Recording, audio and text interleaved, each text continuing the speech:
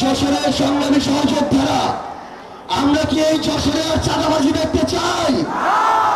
দখলদারিত্ব দেখতে চাই? ক্ষমতার অপব্যবহার দেখতে চাই? কালো হাতের খেলা দেখতে চাই? মাদকের সিন্ডিকেট দেখতে চাই? আমরা কি জুলাইয়ের স্লোগানে আবার ফিরে যেতে চাই? আমরা কি একসাথে ফিরে যেতে পারবো?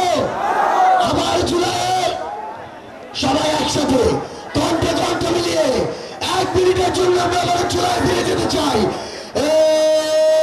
অ্যাকশন অ্যাকশন চাঁদাবাজের বিরুদ্ধে, যশোরের অ্যাকশন দখলদারের বিরুদ্ধে, এনসিবির অ্যাকশন সিন্ডিকেটের বিরুদ্ধে, যশোরের অ্যাকশন এনসিবির অ্যাকশন, যুবশক্তির অ্যাকশন, ছাত্রদের অ্যাকশন, কোটা না মেধা, আপোষটা সংগ্রাম, দালালিরা রাজপথ, ক্ষমতা না জনতা, দিয়েছি তো রক্ত, আরো দেব রক্ত, রক্তের বন্যায় ভেসে যাবে অন্যায়, আবু সাইদ মুক্ত, শেষ হয়নি যুদ্ধ, ইনকিলাব ইনকিলাব ইনকিলাব ইনকিলাব, দিল্লি না ঢাকা, দিল্লি না ঢাকা, দিল্লি না যশোর, দিল্লি না যশোর। যশোরের সংগ্রামী সহযোদ্ধারা, 24শে জুলাই পেরিয়ে আমরা 25শে জুলাই এসে উপস্থিত হয়েছি, কিন্তু সেই 24শে আকাঙ্ক্ষা আমরা ভুলিনি, আমরা ভুলতে দিব না। আগামীর বাংলাদেশে কোন চাঁদাবাজ, দখলদার, সিন্ডিকেট চালনাকারী, কোন অপকর্মকারীর আর জায়গা হবে না। এই পর্যায়ে আমাদের মাঝে বক্তব্য রাখবেন বহুল কাঙ্ক্ষিত 24শে অভ্যুত্থানের আমাদের সহযোদ্ধা, যার স্লোগানে প্রকম্পিত হয়েছে বাংলার রাজপথ, আমাদের 24শে অভ্যুত্থানের মহানায়ক, জাতীয় নাগরিক পার্টি এনসিপির সংগ্রামী আহ্বায়ক জনাব নাহিদ ইসলাম। তোমার নেতা, আমার নেতা, নাহিদ ভাই, নাহিদ ভাই, তোমার নেতা, আমার নেতা, তোমার নেতা, আমার নেতা। সব মশার বিরুদ্ধে সুরক্ষা দিতে এলো বসুন্ধরা এক্সট্রিম অ্যারোসল, মশার বিরুদ্ধে এক্সট্রিম সুরক্ষা। আসসালামু আলাইকুম। জুলাই গণঅভ্যুত্থানের 1 বছরের দ্বার প্রান্তে এসে আমরা এসেছি যশোরে। আমরা শুনতে পাচ্ছি আপনাদের কাছ থেকে সেই বিপ্লবী স্লোগান, আমরা দেখতে পাচ্ছি আপনাদের প্ল্যাকার্ডে, ফেস্টুনে সেই সংস্কারের আহ্বান। প্রিয় যশোরবাসী, জাতীয় নাগরিক পার্টি দেশ গড়তে জুলাই পদযাত্রা শুরু করেছে। যেই জুলাই পদযাত্রায় যশোরের সাধারণ মানুষ, যশোরের জাতীয় নাগরিক পার্টির নেতৃবৃন্দ, জাতীয় যুব শক্তি, শ্রমিক এবং ছাত্রবৃন্দ, আপনাদেরকে জানাই রক্তিম শুভেচ্ছা। আজকে আমরা এখানে এসেছি নতুন দেশ গড়ার আহ্বান জানাচ্ছি। এই গণঅভ্যুত্থানে আপনাদের যশোরের সন্তানেরাও শহীদ হয়েছে। আমরা স্মরণ করছি সেই সকল শহীদদের, আমরা স্মরণ করছি শহীদ রাব্বিকে, শহীদ ইমতিয়াজকে, শহীদ তৌহিদকে, সেই সকল শহীদ পরিবারদেরকে শ্রদ্ধা জানাচ্ছি। যারা আহত হয়েছিলেন, যারা এখনো আহত অবস্থায় আছেন, তাদেরকে সম্মান জানাচ্ছি। প্রিয় যশোরবাসী, আমরা জানি এই যশোর মাইকেল মধুসূদনের যশোর। এই যশোর শিল্প সংস্কৃতি এবং ঐতিহ্যের নগরী। এই যশোর 1971 সালে প্রথম শত্রুমুক্ত এলাকা হয়েছিল। আমরা যশোরের সেই প্রতিরোধ, যশোরের সেই দ্রোহের ইতিহাস জানি। আজকে যশোরে আমরা এসেছি আপনাদের সমস্যা, যশোরের যে সন্ত্রাস, চাঁদাবাজ, দখলদারের বিরুদ্ধে কথা বলতে। আমরা আপনাদেরকে জানাতে এসেছি আগামীতে সামনে একটি বড় আন্দোলন তৈরি হচ্ছে। সেই আন্দোলন হচ্ছে দুর্নীতিবাজ এবং চাঁদাবাজদের বিরুদ্ধে।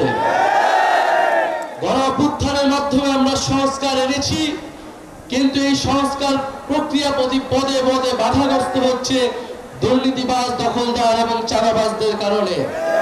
এবার আমাদের মাঠে নামতে হবে দুর্নীতিবাজ এবং চাঁদাবাজদের বিরুদ্ধে। আজকে লিখে রাখেন, বাংলাদেশের সামনে একটি বড় আন্দোলন তৈরি হতে যাচ্ছে দুর্নীতির বিরুদ্ধে এবং চাঁদাবাজের বিরুদ্ধে। দুর্নীতি যারাই করবে, যদি এনসিপি লোকেরা করে, তার বিরুদ্ধে সাধারণ মানুষজন রাস্তায় নামবে।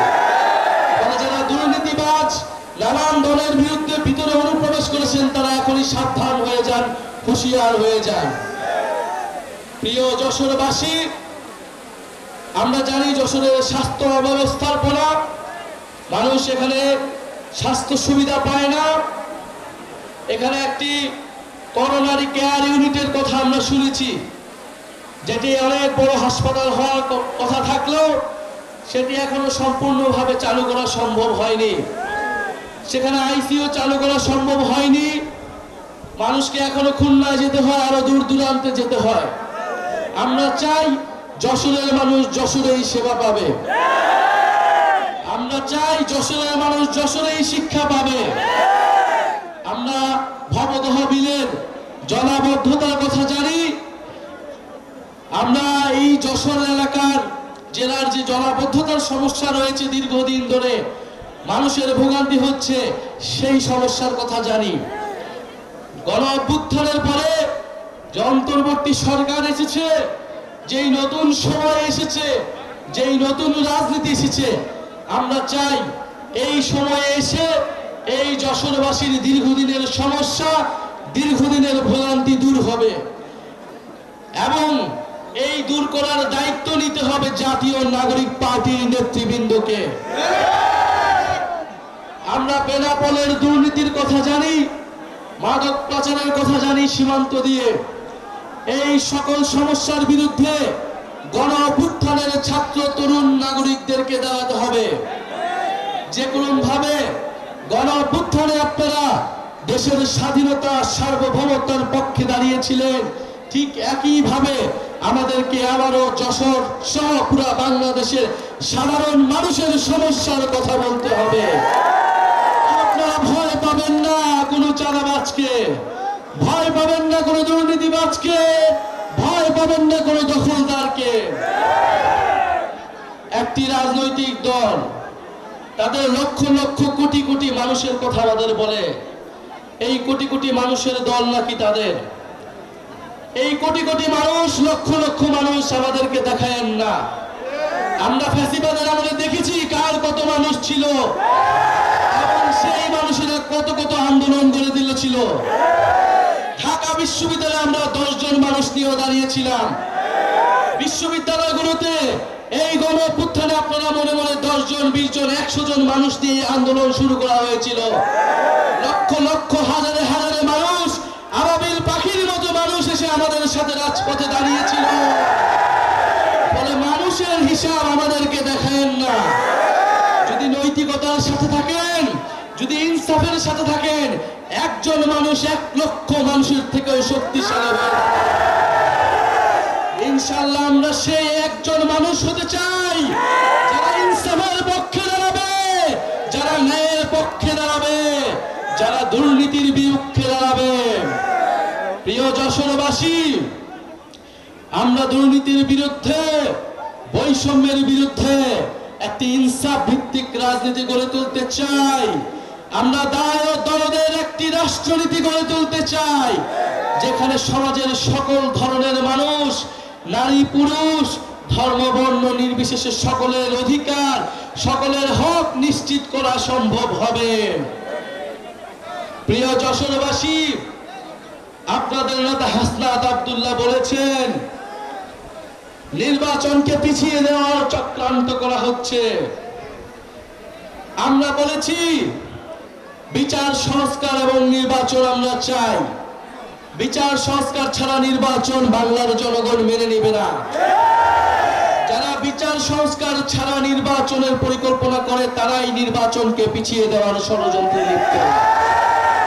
ফলে নির্বাচন ভোটাধিকারের পক্ষে সত্যিকার অর্থে লড়াই করে যাচ্ছে গণ অভ্যুত্থানের নেতৃত্ব, জাতীয় নাগরিক পার্টির নেতৃত্ব। আমরা স্বাধীনতা এনেছি, আমরা সংস্কার আনব, আমরা আমাদের সার্বভৌমত্ব রক্ষা করব। প্রিয় যশোরবাসী, গণ অভ্যুত্থানের পরে আমরা বলেছি বাংলাদেশের প্রতিষ্ঠানগুলোকে দাঁড়া করাতে হবে। গত 54 বছর ধরে বাংলাদেশের প্রতিষ্ঠানগুলোকে দাঁড় হইতে দেওয়া হয় নাই। বাংলাদেশের যে রাষ্ট্রীয় প্রতিষ্ঠান, সাংবিধানিক প্রতিষ্ঠান, জনগণের প্রতিষ্ঠান, তাদের সবসময় দলীয়করণ করা হয়েছে। যেই দল ক্ষমতায় এসেছে সেই দলই দলীয়করণ করেছে। খালি হাসিনার ভাগ্য ভালো, তারা 16 বছর ধরে থেকে সম্পূর্ণভাবে দলীয়করণ করতে পেরেছে, অন্যরা সেটা করতে ব্যর্থ হয়েছে। আমরা বলি যে এইবার আমরা আমাদের এই প্রতিষ্ঠানগুলোকে দলীয়করণ করতে দেব না। আমরা চাই পুলিশ নিরপেক্ষভাবে জনগণের পক্ষে কাজ করবে। পুলিশ কোনো দলের অনুসারী হবে না, সরকার দলের অনুসারীও হবে না।